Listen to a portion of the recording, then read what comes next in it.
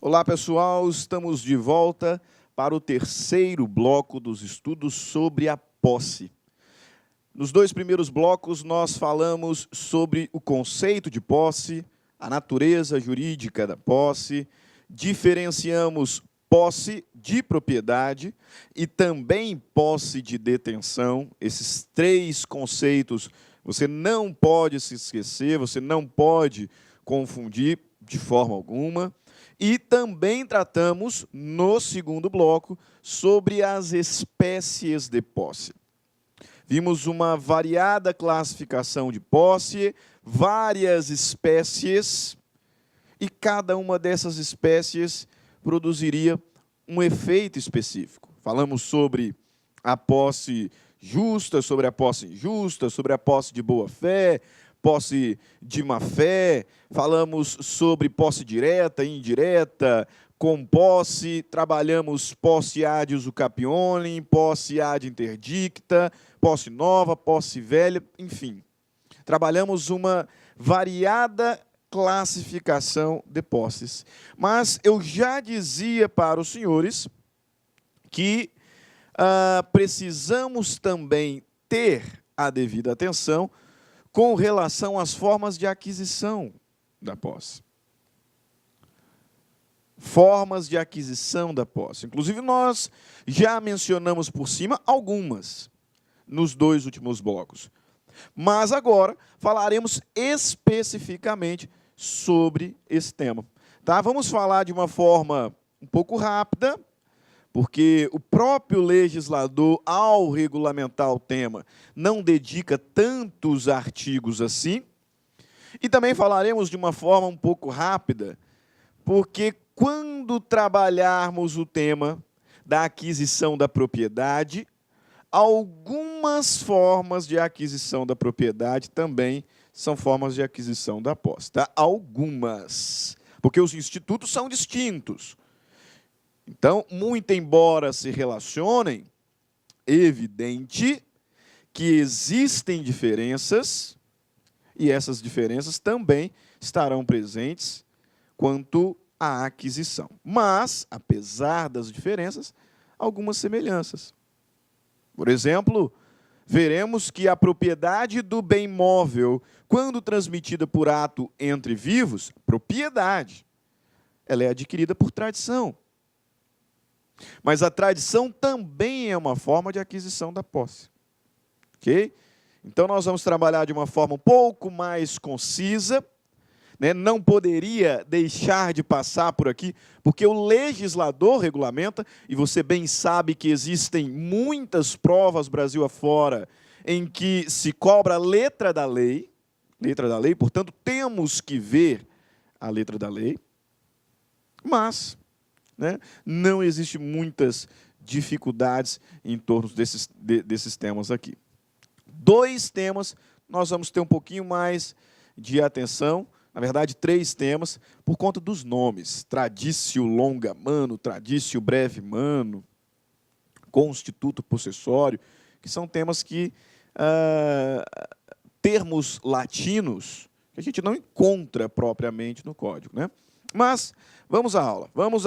Vamos trabalhar agora nesse terceiro bloco sobre a aquisição da posse.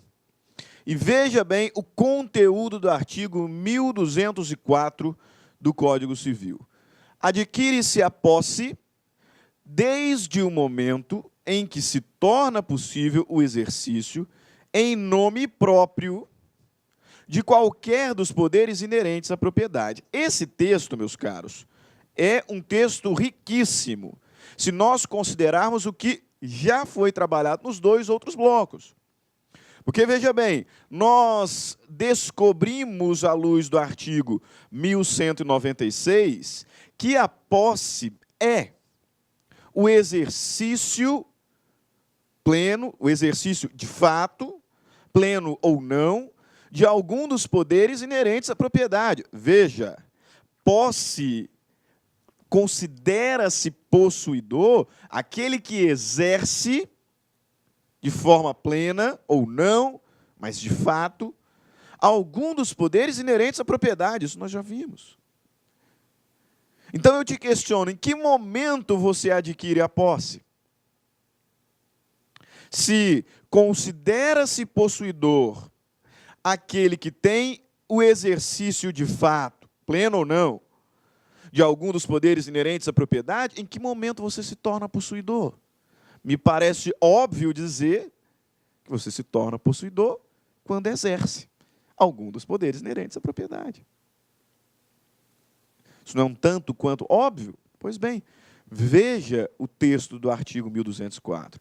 Adquire-se a posse desde o momento em que se torna possível, ou melhor, desde o momento em que se torna possível o exercício, deixa esse pedacinho para daqui a pouco, de qualquer dos poderes inerentes à propriedade. Adquire-se a posse no momento em que torna-me possível exercer algum dos poderes inerentes à propriedade. Quais são os poderes inerentes à propriedade? Quais são os poderes inerentes à propriedade? O grude, né? O grude. Gozo, reivindicação, uso e disposição, né, que estão lá identificados no artigo 1228 do Código Civil. Considera-se proprietário aquele que usa, goza, pode dispor e reivindicar a coisa daquele que injustamente a detenha. Então, 4 são os poderes inerentes à propriedade: uso, gozo, disposição e reivindicação. Ou, na ordem do acróstico grude, gozo, reivindicação, uso e disposição. Possuidor é aquele que tem o exercício de fato, pleno ou não, de algum desses poderes. Quando que eu me torno possuidor? Quando passa-me a ser possível o exercício de algum desses poderes. Né? Bem, esse aqui, ó, é exatamente o conceito apresentado lá no artigo 1196. Mas, nessa última leitura, eu pulei aqui um pedacinho. Veja bem, adquire-se a posse desde o momento em que se torna possível o exercício de qualquer dos poderes inerentes à propriedade. Eu pulei um pedacinho aqui, né? Se torna possível o exercício em nome próprio de qualquer dos poderes inerentes à propriedade. Qual que é a relevância desta informação em nome próprio? Qual é a relevância dessa informação? A relevância é a seguinte: nós aprendemos lá no primeiro bloco que aquele que exerce algum dos poderes inerentes à propriedade em nome de outrem não é possuidor. É o quê? Detentor. Detentor. Então, esse detalhe aqui, ó, é que confirma a diferença de posse para a detenção. De posse para detenção, à luz do artigo 1198. Riquíssimo o texto do artigo 1204. Adquire-se a posse desde o momento em que se torna possível o exercício em nome próprio, porque se não for em nome próprio não é posse, é detenção, de algum dos poderes inerentes à propriedade. Quais são esses poderes? Gozo, reivindicação, uso e disposição. Artigo 1228 do Código Civil. Tá? É um artigo riquíssimo, mas óbvio, né? Óbvio. Eu acho que ele tem uma relevância enorme, né, para confirmar o conceito de posse e a diferença de posse e detenção. Agora, no seu conteúdo, ele é... Olá, meus amigos, minhas amigas, e aí, gostou do professor Stanley? Digo para vocês, sem medo de ser feliz, que o professor Stanley é um dos melhores professores de Direito e Processo Civil do Brasil. Ele é uma estrela em ascensão, com certeza, professor Stanley, aqui da Lá Concurso. Eu quero dizer para vocês o seguinte: nós aqui da Lá Concursos, nós temos o Stanley como nosso parceiro, nosso professor, nosso amigo da nossa casa aqui da Lá Concursos. E ele preparou um super curso de Direito Civil, né? Então, o professor Stanley é o nosso professor aqui de Direito Civil e nós estamos montando uma isolada com todas as aulas de Direito Civil constantes no site para a galera.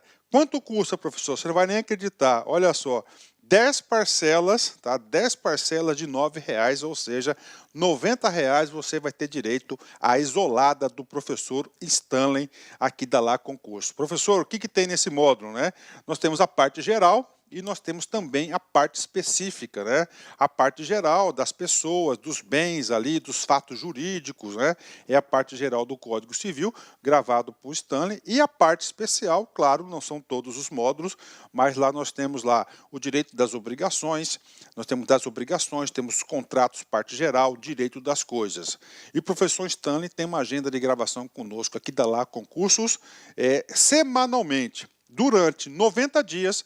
Olha só, papo reto com vocês, durante 90 dias você vai ter direito a todas as atualizações no site. E além disso, você pode assistir às aulas quantas vezes quiser e na hora que desejar. Eu, professor Luiz, eu sou até suspeito de falar desse profissional maravilhoso que é o professor Stanley, mas eu digo para vocês que quem estuda com Stanley fica fã do direito civil e do processo civil. Essa isolada é de direito civil. Nós estamos preparando a isolada do professor Stanley também de processo civil. Tá certo, meus amigos? Então, um forte abraço, eu espero vocês aqui na Lá Concursos. Fui, tchau. Clique lá.